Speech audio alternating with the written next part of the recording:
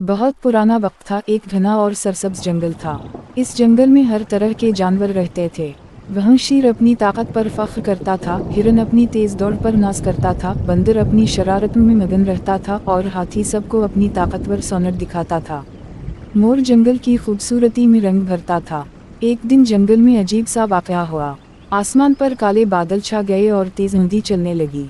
फिर जोरदार बारिश हुई जिससे नदी का पानी बढ़ गया और सैलाब सा आ गया। सब जानवर घबरा गए। हिरन ने कहा, हमें जल्दी से महफूज जगह ढूंढनी होगी। बंदर दरख्त पर चढ़ गया लेकिन नीचे के जानवर परेशान थे। ज़राफ़ा अपने लंबे कद की वजह से कुछ महफूज था मगर बाकी सब पानी में फंसने लगे। उसी वक्त हाथी ने अपनी मजबूत सोनर से एक एक करके जानवरों को ऊपर उठाकर खुश्क जगह पर पहुंचाया।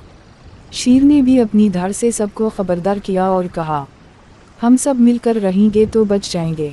मोर ने अपने रंगीन पर फैलाकर सबको खुश किया ताकि कोई खौफजदा ना हो।